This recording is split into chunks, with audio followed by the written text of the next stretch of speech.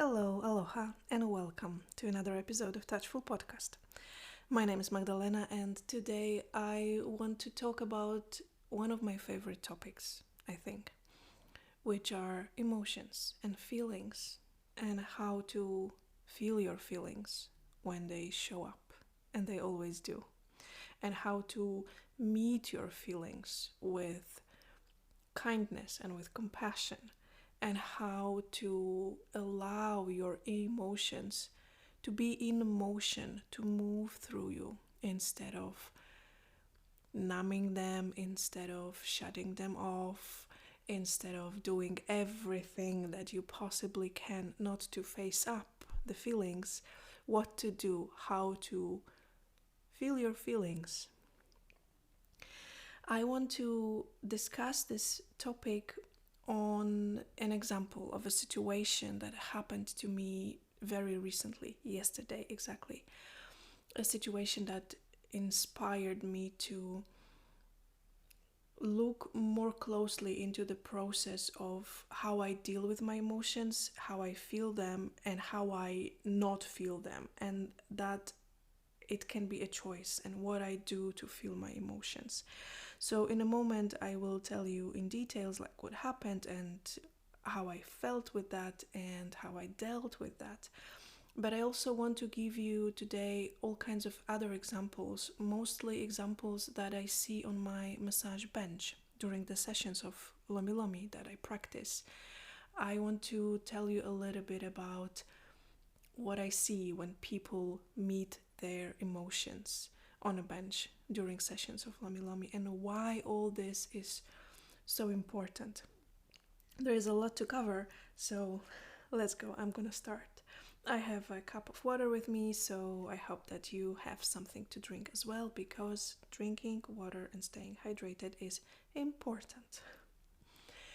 So what happened yesterday and what inspired me to take on this topic of emotions and feelings was that I organized an event in my massage studio here in Mosfellsbær, Iceland, where I live.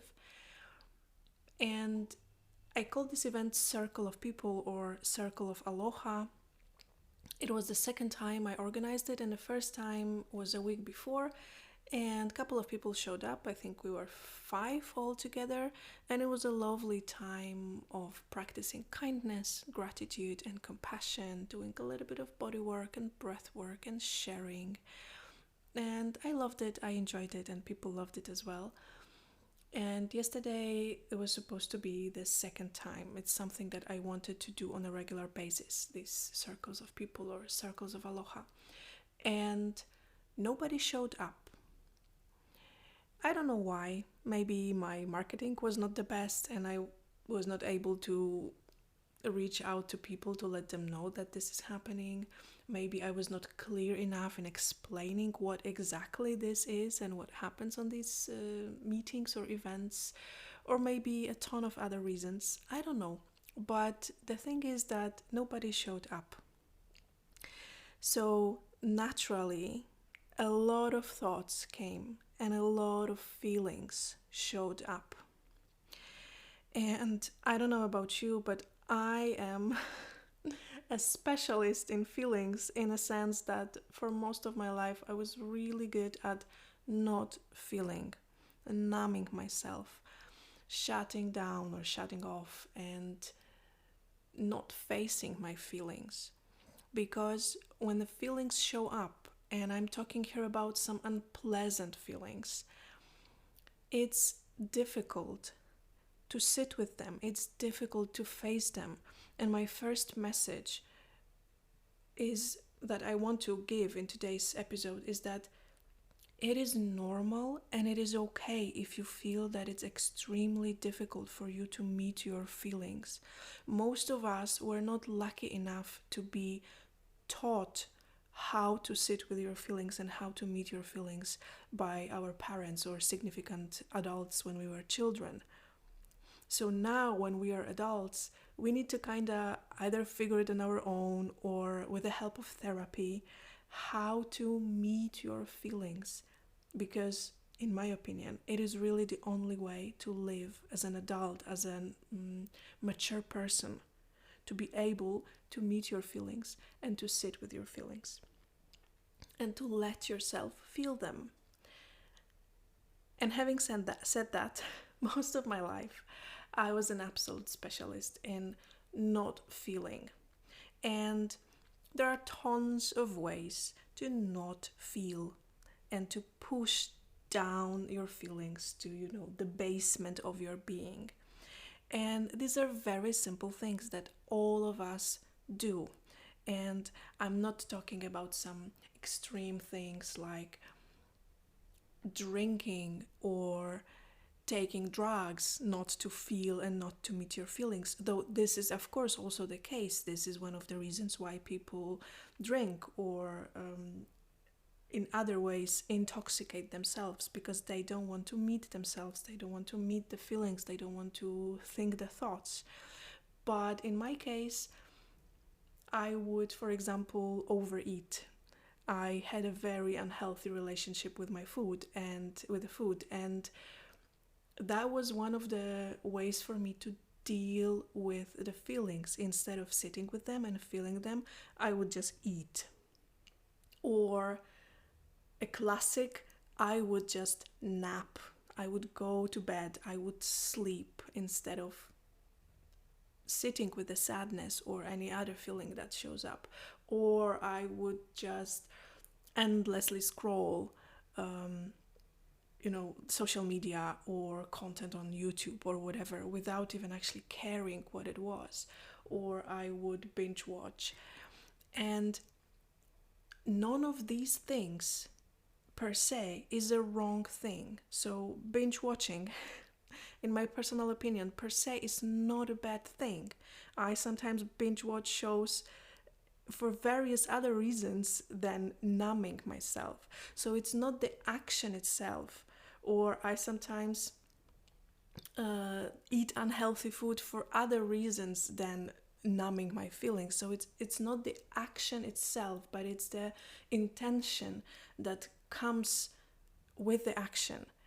So my invitation for you, before I dive deeper into how I felt with what happened yesterday and how I dealt with that, my invitation for you is to think for yourself how you deal with your feelings in quote unquote healthy or unhealthy ways, because we all have that. We all have all kinds of ways to deal with our feelings, and some of them might be very healthy and very mature and very adult-like and very successful in terms that they work for us and they help us to meet our feelings. But since we are humans, I really believe that all of us have these ways of dealing with the feelings or not dealing with them. Something that is just not supportive, something that creates more tension instead of releasing tension. So the first thing is to be honest with yourself, how you deal with your feelings or how you not deal with them. What you do when you feel sad, when you feel lonely, where you feel lost, frustrated, overwhelmed, angry, embarrassed. I'm talking about all these so-called difficult feelings, the feelings that sometimes we want to push away and we don't want to meet them. What do you do when you feel helpless? For me, it's one of the most difficult feelings to deal with. When I feel that I am helpless, there is nothing I can do. So yesterday, when nobody showed up, I felt a wave of sadness, and I felt lonely, and I felt misunderstood, and I felt doubtful about myself and about everything that I do. And here's one of the tricky things that in navigating the feelings, that for some people, for me for example, but I see it in people a lot all the time, it's so easy to jump into the big conclusions when something doesn't work out, where something is a failure.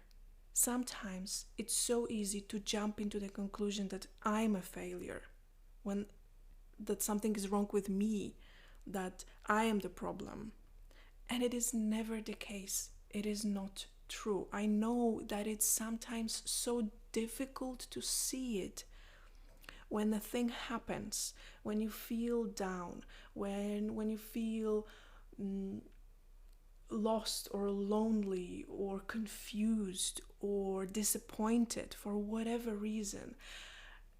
When the flood of emotion comes, it's a little bit difficult to see clearly and to have a clear view of the situation and a clear view of yourself.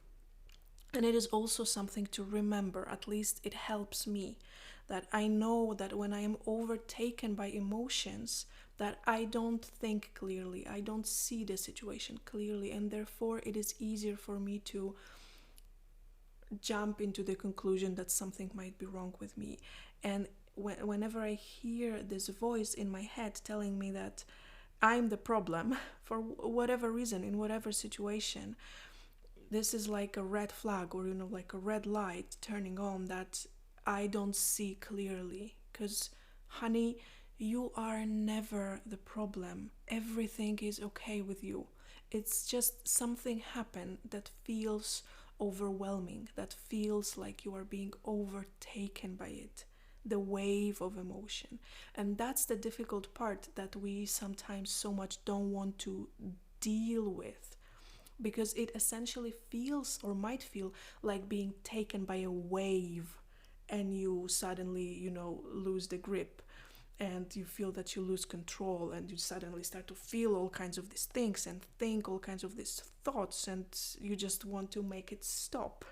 So you escape into all kinds of mechanisms that I mentioned before. So when that happened to me yesterday, I knew that I had a choice. I could either numb myself and use any of these not so healthy coping mechanisms that I know very well. I could go into the blame game, like who is guilty, or is it me, or is it them, or who's the bad guy. Or I could use that opportunity to sit with my feelings and to allow myself to feel whatever I was feeling. And yesterday I chose the third option. And it's not that I always do, because hello, we are all humans, and we have better days and we have worse days. And we have days when it's easier for us to deal with difficult situations, and we have days when it's impossible for us to deal with these situations. And yesterday for me it was the day when I had the capacity in me to sit with myself, to hold the space for myself, and to allow myself to feel all the feelings. So, what did I do? The first thing that I did is that I cried. And it's an important step, and I recommend not skipping this step. If you feel like crying, if something happened, you feel sad, or you feel betrayed, or you feel alone, or you feel embarrassed or helpless or whatever, and you feel like crying, please do cry. Find a safe space and a safe place if it's possible. I know that sometimes we have a feeling that it's not possible because, for example, there are people around. But if you can give yourself a moment to cry, then please do. And if you have an opportunity to cry and to feel safe in a presence of other person, and to cry in a presence of other person, and that like you feel safe enough to do that, this is one of the most healing experiences that is ever possible for a human being, in my opinion. To be seen in your vulnerability, to be seen in your tears, in the presence of another person. But that was like a short side note. So I cried because crying is important, especially if you feel like crying, if you feel these tears coming to your eyes, because stopping the tears requires so much tension. Think about all these moments when you wanted to cry but couldn't or didn't for various reasons. Maybe you felt that the time and place were not safe for you to cry, or maybe you felt that no, I'm not gonna cry. It's such a little thing. It's not worth crying over, even though you felt tears coming to your eyes.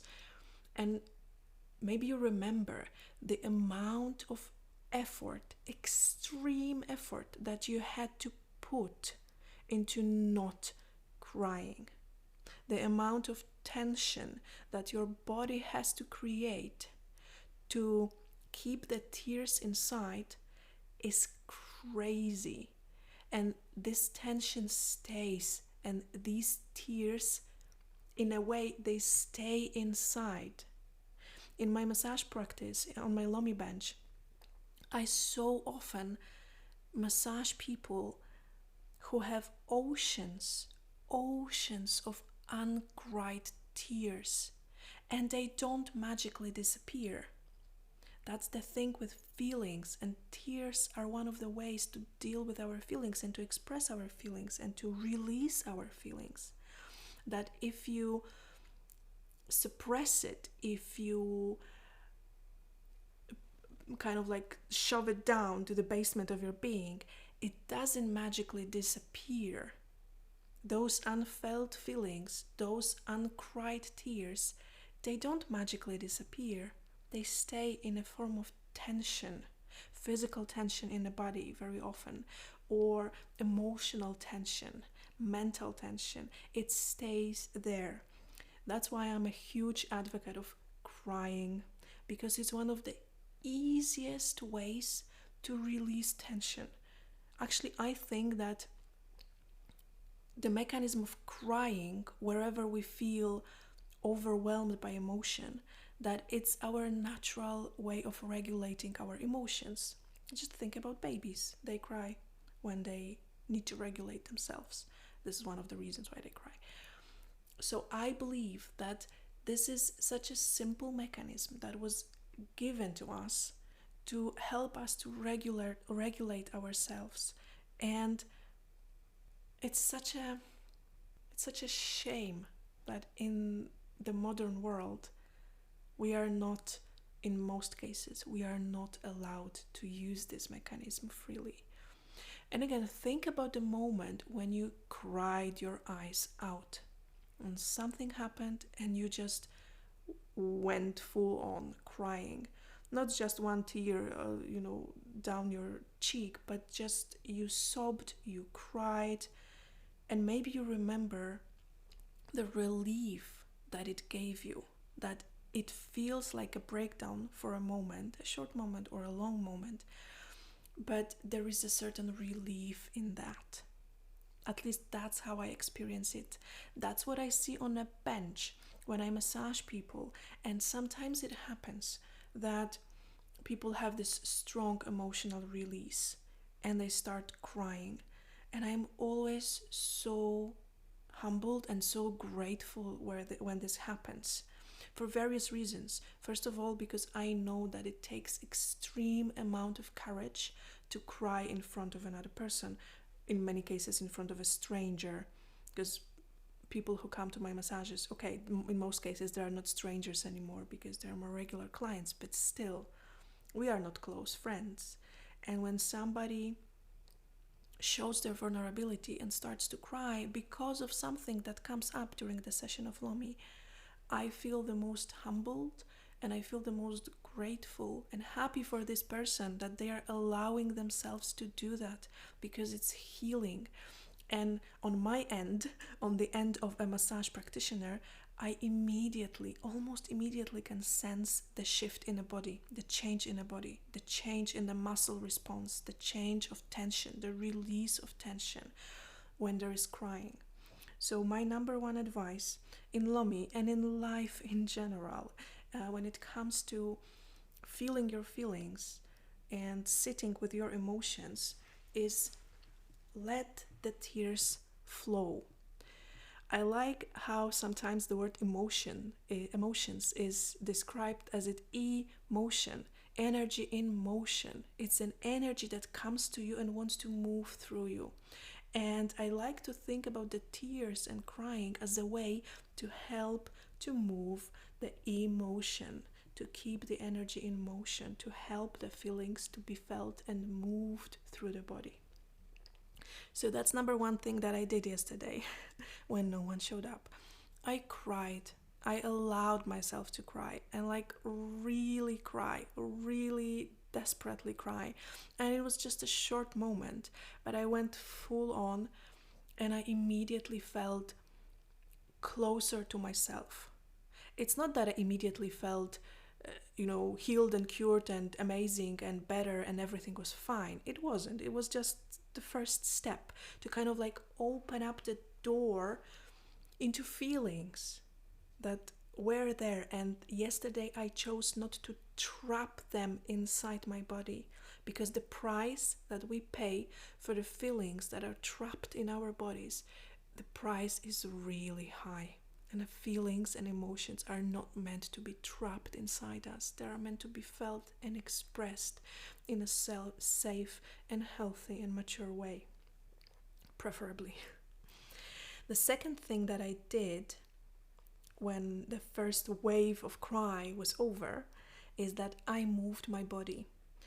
And this is the continuation of the idea of feelings and emotion as something that needs to move through your body. So the way I did it yesterday is I danced. I played on a couple of songs that I really like, songs that uplift me, songs that touch me deeply because they have beautiful lyrics, or I have really beautiful memories connected to that songs, and songs that kind of light me up, or the songs that just make me feel good.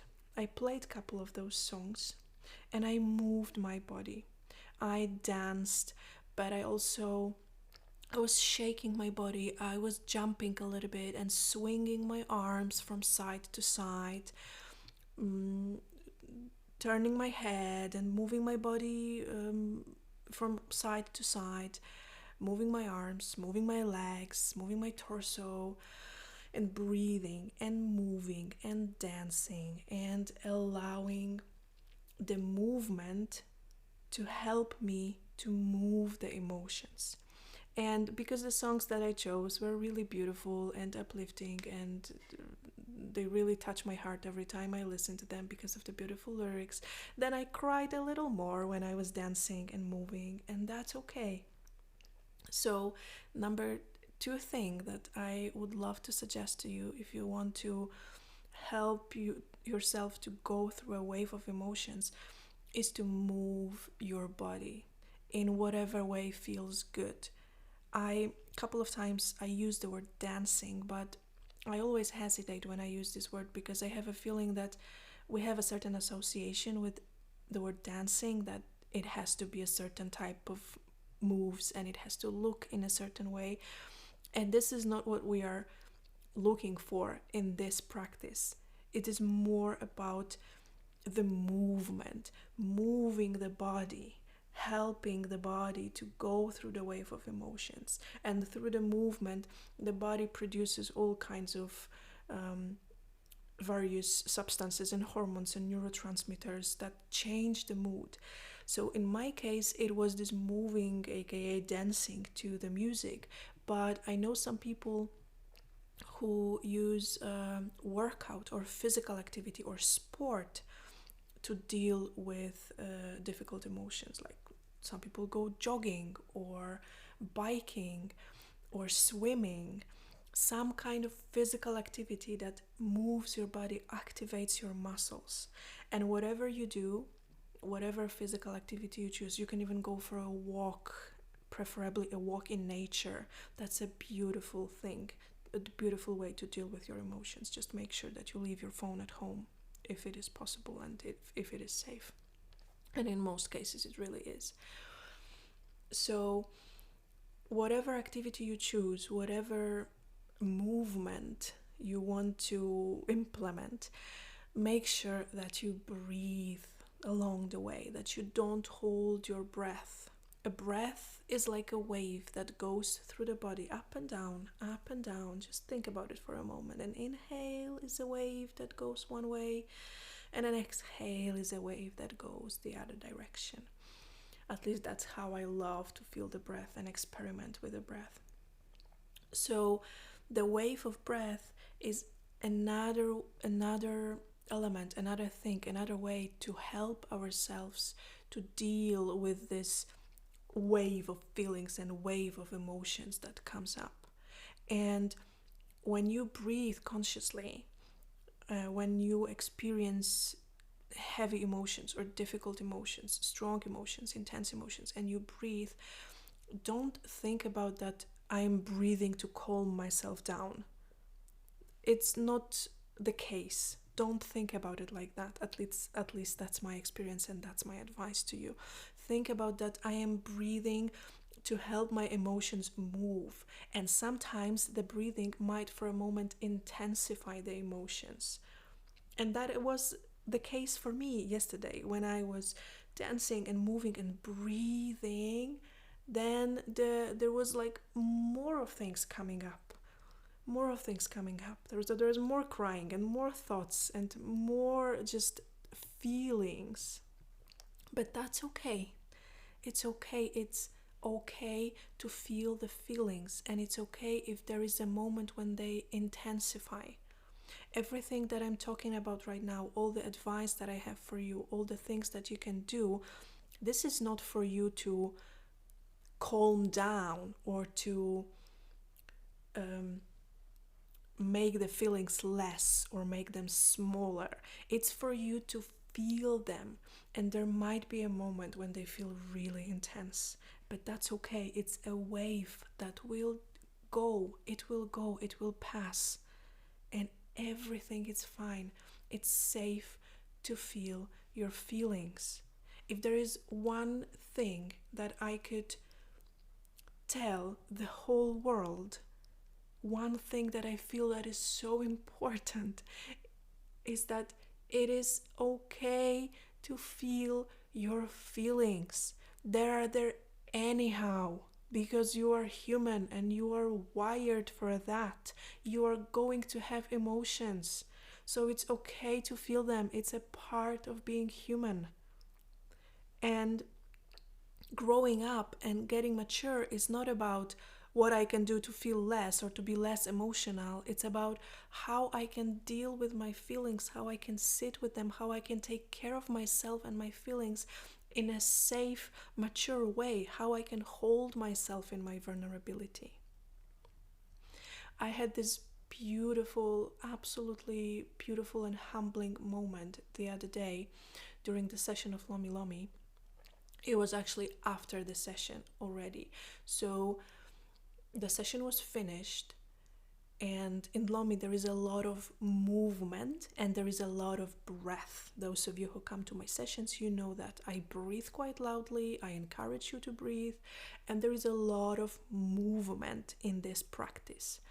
I move your body a lot for various reasons, but one of these reasons is to help everything inside to move. So Lomi improves blood circulation, for example, but it also helps very often all kinds of feelings that are stuck, or memories that are stuck, or thoughts that are stuck and just keep circling in your body, to help them to move to the surface and to move through you and to move out of your system.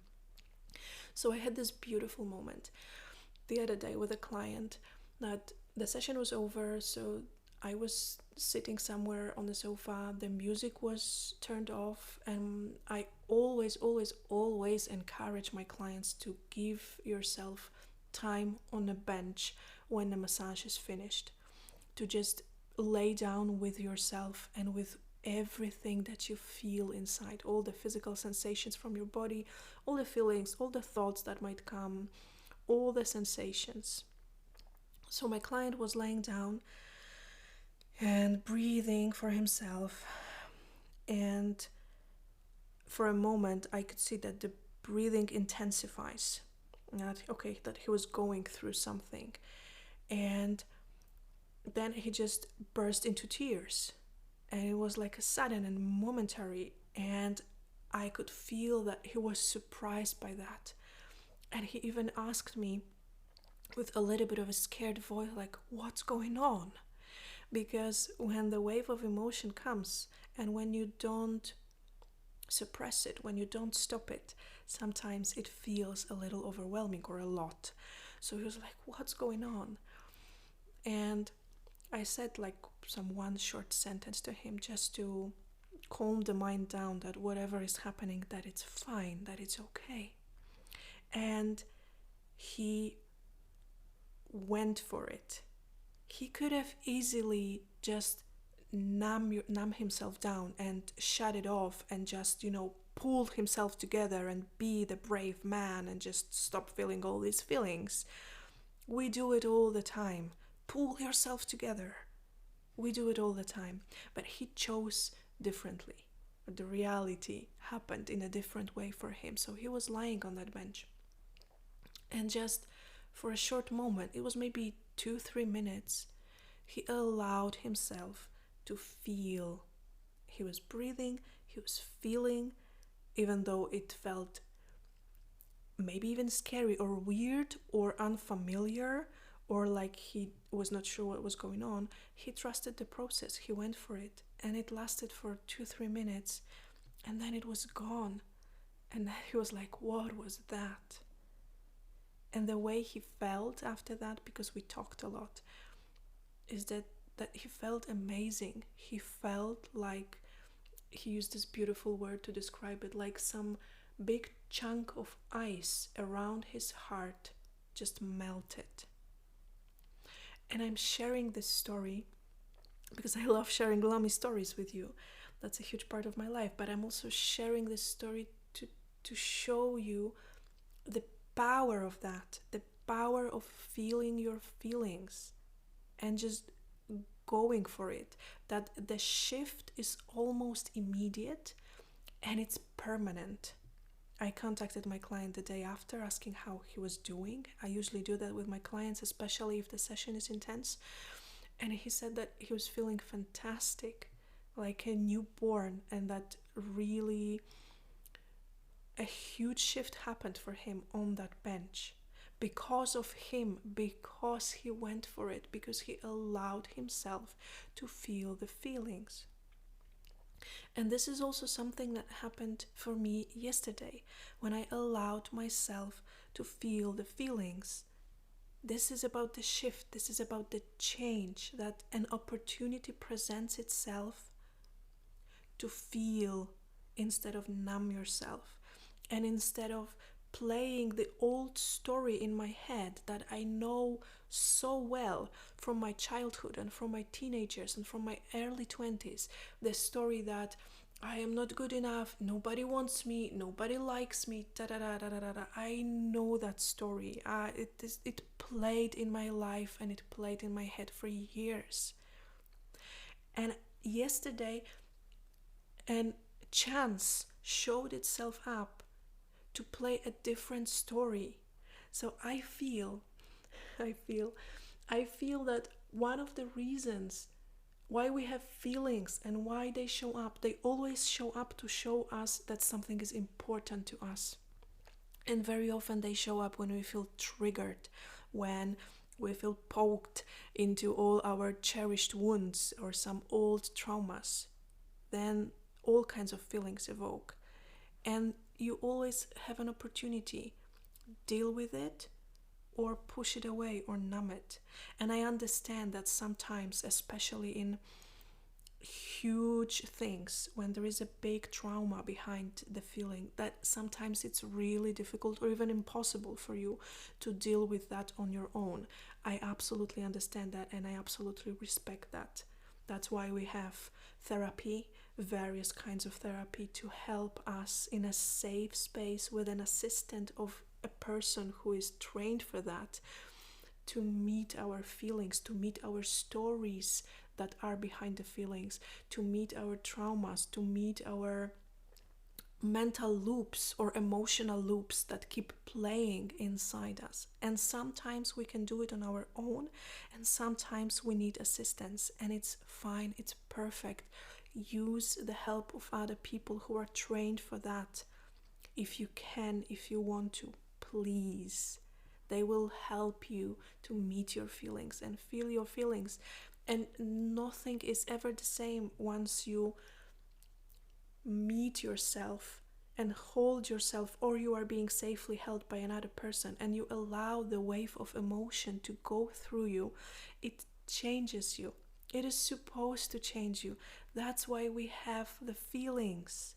They are supposed to go through our system and touch us and change us and make us more alive and more aware and more mature. If only we allow the wave to go through us and to move us and to touch us, instead of trying to pushing it away just because it is uncomfortable.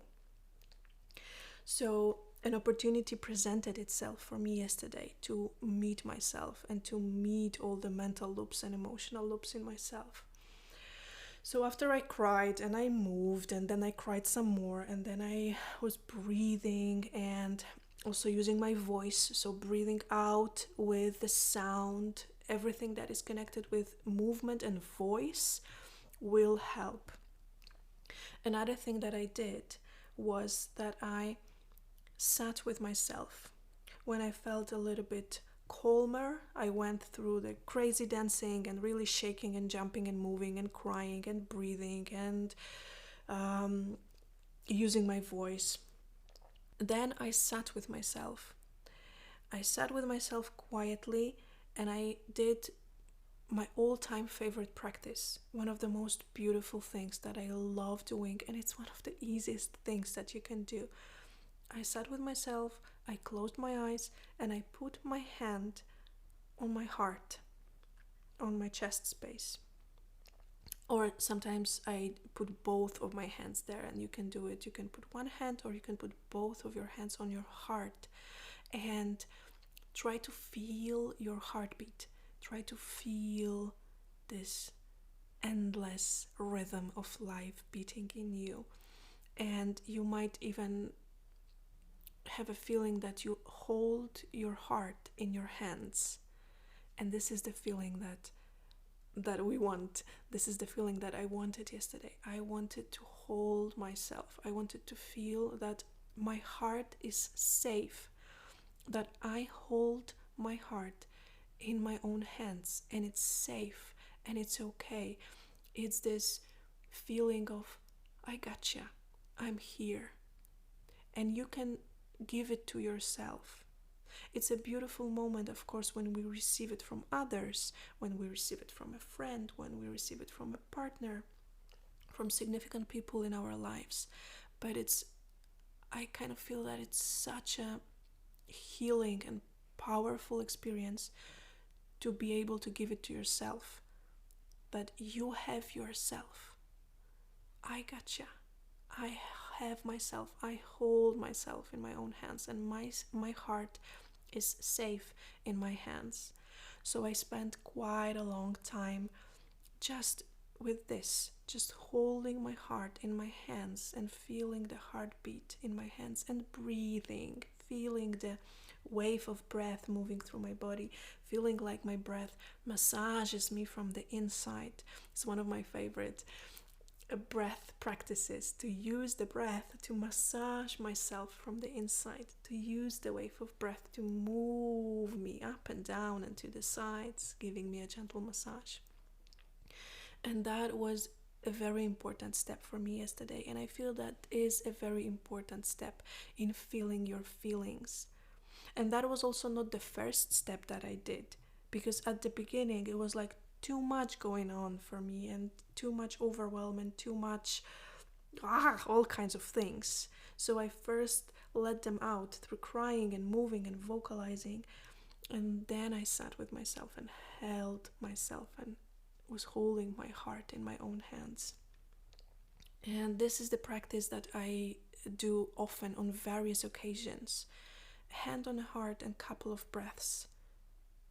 Try this if you've never done it, or do it daily.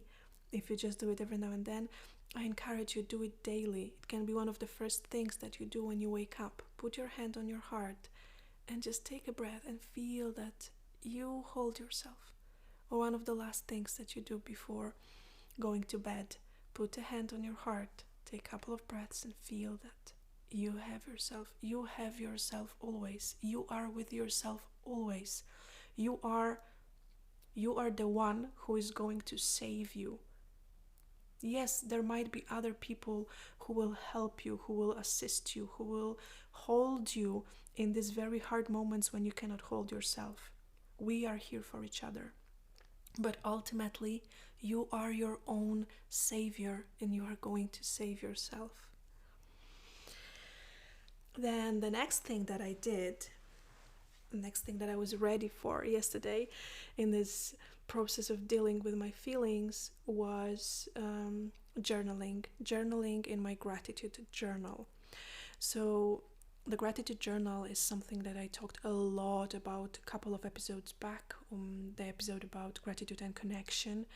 It was such a lovely episode for me to record, and a very important one, and a practice of gratitude has changed me forever, and I'm grateful for doing that.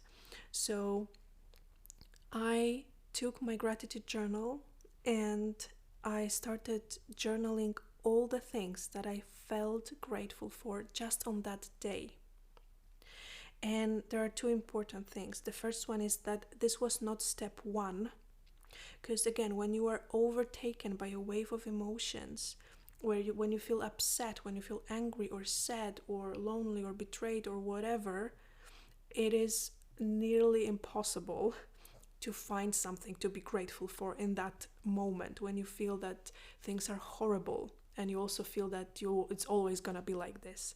That's the trickiness of human beings, that we always have a feeling that it's gonna be like this forever, even though nothing in this life is forever. And whatever state you are in, it's not gonna be like this forever. But coming back to the journaling, so that was not the first thing that I did, because at first moment I would be completely unable to find any reason to feel grateful. And this is the second thing to remember, that it is about how you feel and what you feel grateful for, and not what you think that you are grateful for. This is something that I talked more in detail in the previous episode, one of the previous episodes about the gratitude, that there is a difference between thinking gratitude and feeling gratitude. So I took the journal and I started journaling, and I ended up with 2 pages of all kinds of things that made me feel grateful, that made me feel good, that made me feel this wonderful, warm and fuzzy, great feeling of gratitude. And it helped. Gratitude has a healing power. I believe in this. And kindness has a healing power. I believe in kindness. So whatever I was doing for myself yesterday to help me go through the wave of emotions, I was doing it with the intention of kindness and being kind to myself, kindly holding myself, kindly allowing my tears to cry, even if I was crying my eyes out, that there is this underlying current of kindness that went through everything that I was doing yesterday. And kindness, just like gratitude, it is a state, it is a feeling, but it is also a practice. And meeting yourself with kindness is a practice. And then the last thing that I did, it's optional. I mean, all of these are optional, of course. It's up to you how you want to deal with your feelings. But it's something that I really like doing. Because very often when something happens to us, we have a feeling that we are alone and that it never happened to anybody, or at least it never happened to anybody that I know, and I am the only one in the world, or I am the only one of all my friends that ever experienced this, and that creates a feeling of isolation and a feeling of shame. that I cannot talk about it because it never happened to anybody.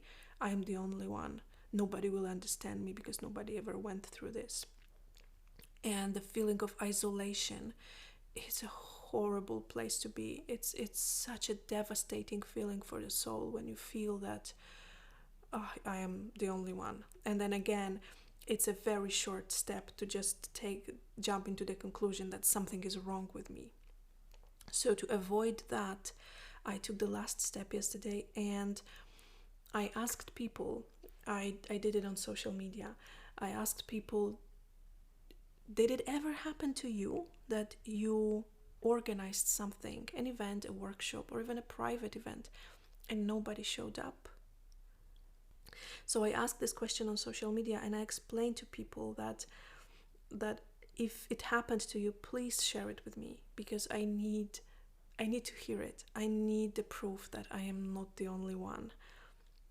I need the proof that I am not alone in this and that I don't want to isolate myself in this. And I'm so grateful that I did that, because a couple of people, some of them I know in person, some of them I just know from the online space, but a couple of people reached out to me and they said, yes, it happened to me. I organized a yoga event and nobody showed up.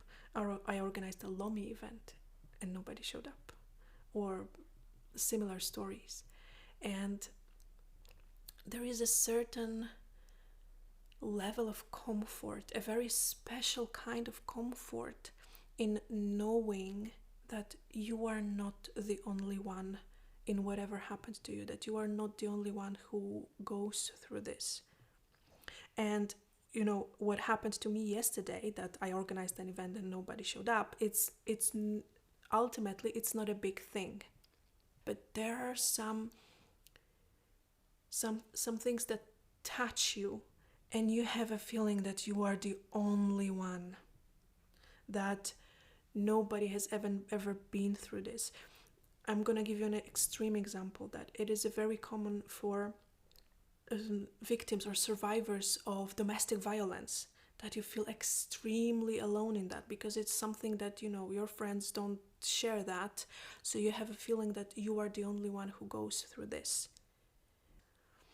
So the moment you open up, the moment you find people who go through the same thing as you do, whatever it is, whether it's some extreme situation like domestic violence, whether it's a way less extreme situation, a silly situation like mine yesterday when I organized an event or nobody showed up, whether you suffer from some symptoms of a disease or anything, and like really anything that I could think of, I'm 100% sure that there is at least one person who goes through a similar thing or went through a similar thing. Of course, not exactly as yours, because your story will always be your story.